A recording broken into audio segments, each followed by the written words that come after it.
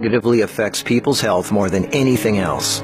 Alcohol, cigarettes, the donut, hamburger. Sure, they're all pretty bad for you, but most people know that and at least try to limit their intake somewhat to these items, even a little bit. But it's the things we don't think about that can really cause damage. Things we use every day so regularly we don't even think about how its constant use could actually be killing us.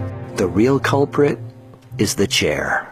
We were given legs for a reason. Most third world cultures don't even have chairs, and they walk an average of 10 miles a day. We in the modern world, on the other hand, spend most of our entire waking days sitting down. People go right from bed to sitting on the toilet, after which they sit at the breakfast table, then they sit in a car as they drive to work and spend the entire day sitting at a desk, only getting up to sit in the toilet and in the cafeteria. Then they sit in the car to drive and sit at the local bar for happy hour. Then when they've had enough of that, they go drive home and spend the rest of the day sitting in a comfortable chair watching TV before they crawl to bed to recover from all the physical exertion that day. And when people go out, they sit at a restaurant or a movie theater. Sitting all day is far worse for you than you might think. A 2010 American Cancer Society study following over 123,000 people from 1993 to 2016 found these alarming results. People who were inactive and sat for over 6 hours a day were 94% more likely to die during the time period studied than those who were physically active and sat less than 3 hours a day.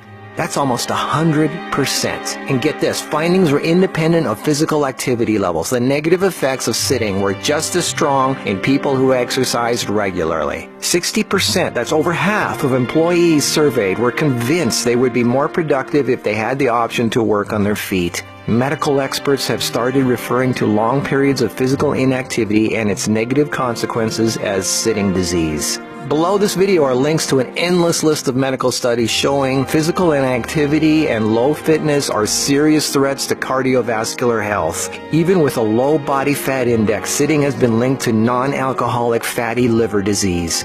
Studies showing differences in brachial and femoral artery responses to prolonged sitting. Studies showing reducing sedentary time may protect DNA. Sedentary lifestyle has been linked to depression. How sitting less increases muscle mass. Multiple studies linking diabetes to inactivity and sitting. Cells in idle muscles don't respond well to insulin, so the pancreas produces more and more, leading to diabetes. And how 5 minutes of standing every half hour can improve glucose metabolism and really help postmenopausal women who are pre-diabetic. Blood pressure drops when standing compared to sitting. A Cornell University study found that sitting more than 1 hour induces biochemical changes in lipoprotein lipase activity, that's an enzyme involved in fat metabolism, and glucose metabolism, leading to deposits of fats in adipose tissue rather than being metabolized by muscle, and increases heart attack risk, coronary heart disease, and kidney disease. This happens in both fit people who do regular aerobic activity and also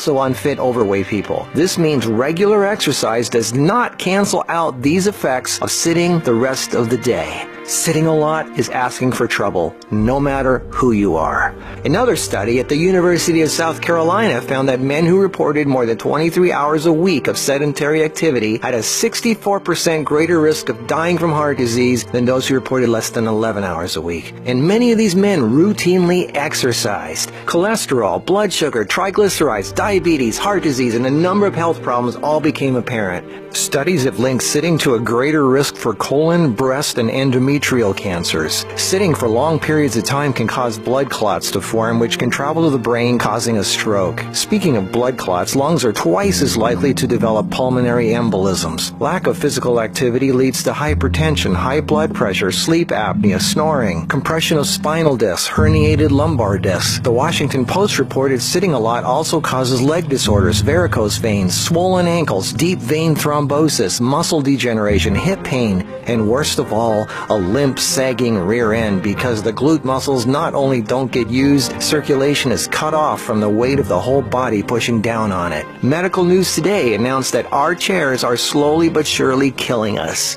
The links to all these studies are listed below this video. So what do? We have to work, right? Well, the first thing to have to look at, obviously, is our desk. It's actually becoming commonplace in many offices, factories, and even schools globally to switch to standing desks. They even have desks that instantly adjust from sitting to standing position and back down again as needed. Just Google standing desks and you get all kinds of companies. I myself use standing desks to do my video editing and even have a treadmill desk for doing my office work and online stuff. I find this much more effective than the bicycle desk I have for working on the computer. Even though my legs are moving, you're still sitting and the leg muscles are not supporting the weight of the body. And this is why being on our feet is so important and effective. The act of standing requires all kinds of muscles to keep us from falling over. Muscles all over our body are constantly adjusting, tightening, and loosening to keep us balanced, from our feet to our legs to our torso, arms, and neck. That's thousands of muscles, big ones, little ones, constantly working to keep us from falling over. And all this work requires energy, which of course comes from our food, and fat, which doesn't get used if we sit around all day. So do as much as what you normally do standing up if you can. And if you can't, stand up every half hour for 5 minutes. Even if you don't do much, just stand up. And if you really want to get things moving, do some squats. And I don't mean 3 or 5, I mean 20 or 30. Take the stairs instead of the elevator. Throw out the TV and do more yard work. Clean up the house more. Do more repairs. Go to the park. Walk down the street or just stand around. Anything. You are not designed to sit. You are designed to be upright. Half your body is legs. They are there for a reason. Use them. If you value your life, get off your ass.